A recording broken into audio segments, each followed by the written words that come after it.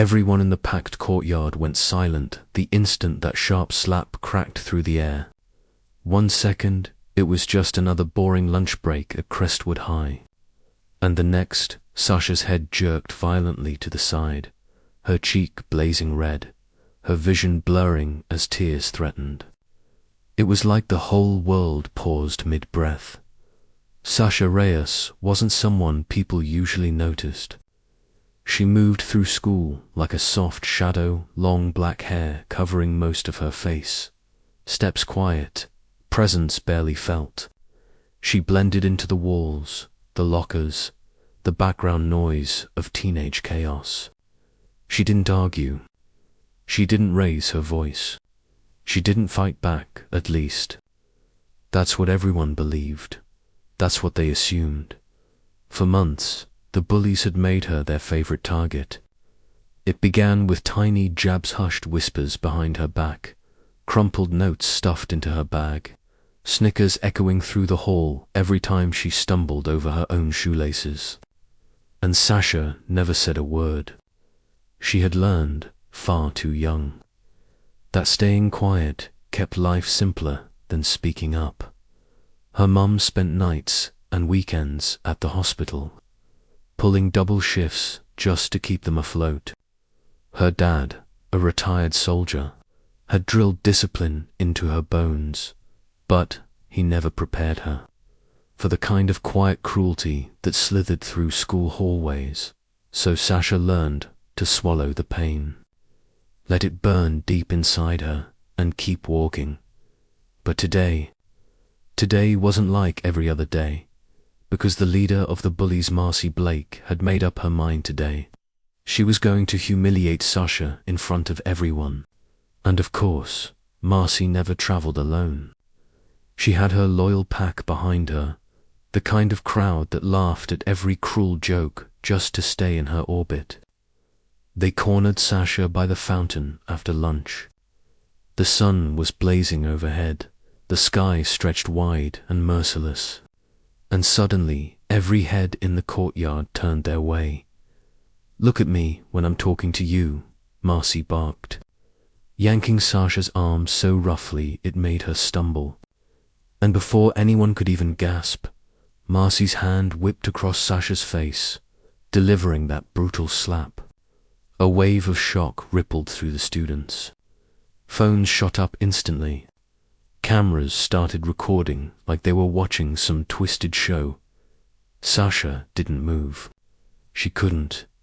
Her heart thrashed inside her chest like a frantic bird trapped in a cage. And then, like a flicker of light, her mind drifted back to her father's voice.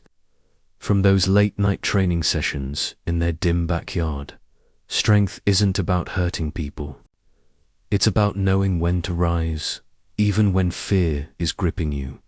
What no one at school knew was that for months, Sasha had been secretly training in Krav Maga.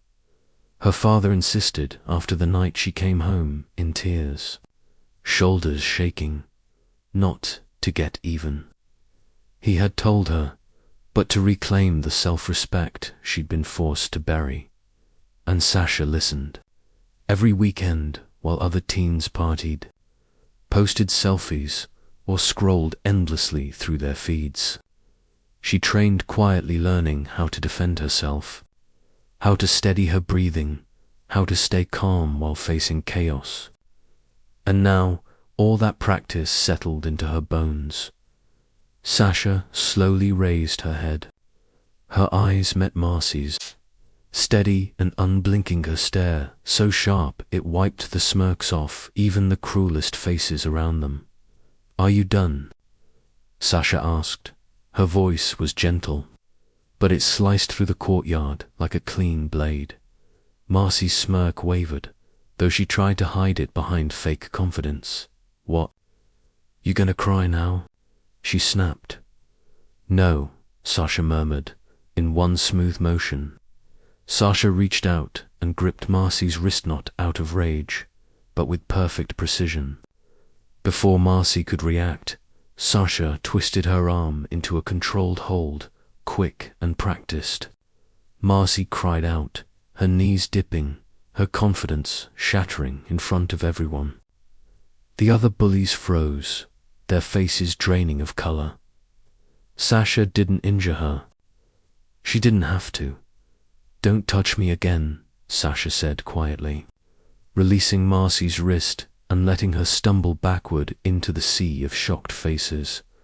Phones were still recording, hands trembling, but the entire atmosphere changed. This wasn't a scuffle. It was the moment a girl became someone stronger than anyone ever expected.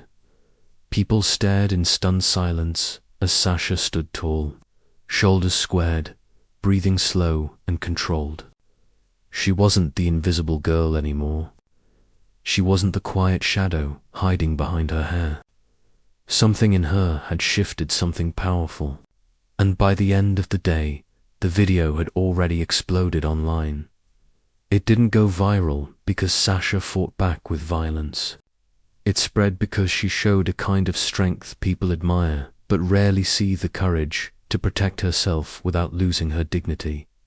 Still, the days afterward weren't simple. Marcy and her group tried to pretend nothing had happened, but the truth was already out there. Everyone had watched the footage. Even the teachers who had ignored the harassment for far too long were suddenly alert, asking questions, enforcing rules. Policies were updated. Anti-bullying workshops appeared on the school board. And Sasha became something unexpected. She turned into a quiet symbol of strength. New challenges came with it, learning how to handle attention, how to speak up not just for herself, but for the students who still trembled in their silence. A few kids approached her privately, whispering soft thank yous. Others asked how they could find the bravery she showed that day, but Sasha never let any of it inflate her ego. She stayed grounded, stayed humble, stayed Sasha.